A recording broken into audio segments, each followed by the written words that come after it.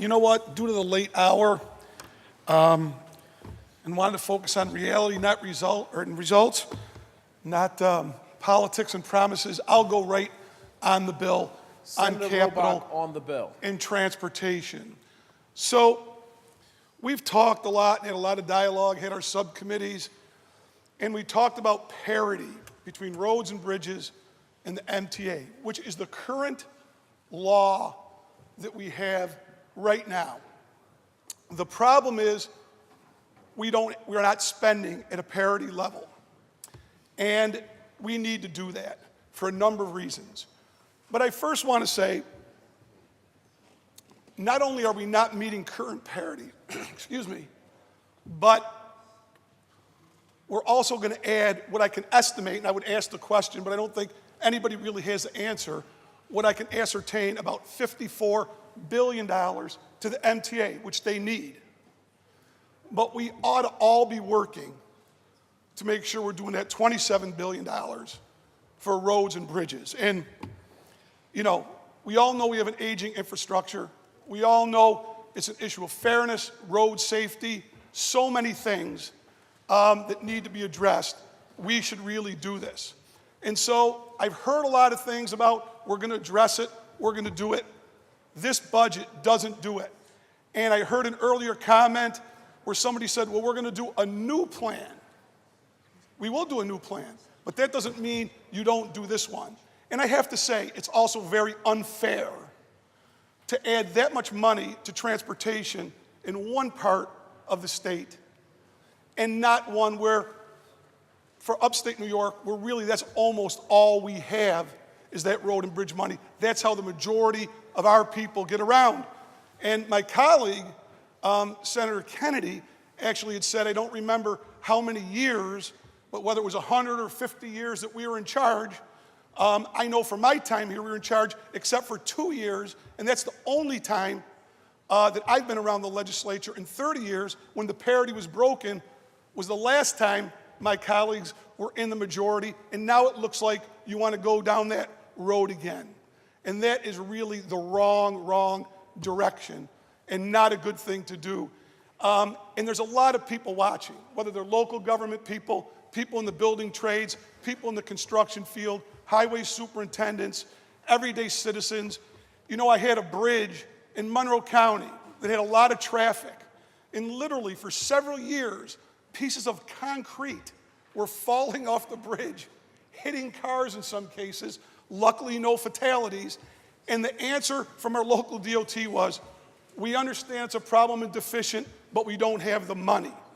The money needs to be there. And whether the deficient bridge is in Long Island, Syracuse, Buffalo, Rochester, you got to have that. People pay a lot in taxes. They ought to know when they go on the road, they're going to be able to get to where they want. And I'm not even talking about potholes and those things. I'm talking about aging infrastructure. So we've talked about it. We have had these meetings. We have had these hearings, yet we get no result and no response in this budget. If you add CHIPS, severe storm weather, a lot of talk was done, a lot of promises were made, they took a cut. So now local governments on the pothole issue and maintaining roads are even going to get less money. So this budget, when it comes to transportation, really falls short. And I would really say it's unfair to motorists across the state, not only in upstate New York, but on Long Island, Hudson Valley, even New York City. A lot of people still have cars there, and a lot of people going in cars and buses too, so we shouldn't ignore them. I think it's really unwise that we're kicking this can down the road. The places that need repair, bridges, that infrastructure is not going to go away. So we're going to be dealing with it one way or the other. And lastly, and why I'm going to be voting no for this is unacceptable for the people that I represent. And when you couple this with $1 billion in new taxes, but no response to roads and bridges, the criminal justice so-called reform that clearly is going to lead to more victimization of innocent people, a lack of doing anything for jobs, and campaign financing that could cost up to $500 million but we say we don't have money for this, I think is wrong. So I will ask, I know what happened when I was the chairman. I'll ask the current chairman and my colleagues that I hope, like my colleague Sue Serino said, on an audit. I think we need to have an audit minimally on that $27 billion before we go add and double what that's going to be for the MTA.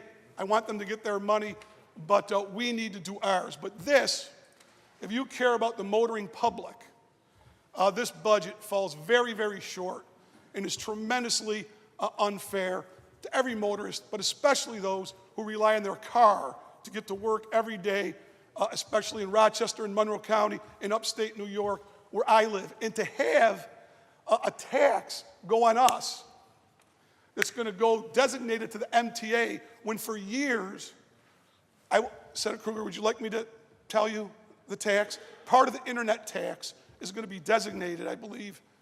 Isn't it 59? No? Okay. What's that? That's what it says in the... Go ahead, just keep going. Well, let me keep going, and then we could talk this for a minute. Whether it does or it doesn't, people in upstate New York pay a lot of taxes. I think the budget says a certain amount of it is going to be designated to that. If that is the case, I could tell you, whatever you are, whatever party you're in, people in your district aren't going to like that. They're not going to like it in the current structure. But if that's the case, whether it's on rental cars, anything else, and not addressing us fairly, it is going to be a challenge, and it is going to be not well received. So I waited and waited, hoping that in the supplemental, or this last bill we put out, there would be some addressment of this. I hope, I don't know where you'll get billions of dollars, in the supplemental budget that you have coming up, you will listen to the people of the state, especially those in upstate New York, and add a little parity to this. At least that would lessen the pain. But for what we know right now, if you care, again, about motorists in your district, this is a good no vote and one we could do much better on. Thank you, Mr. President.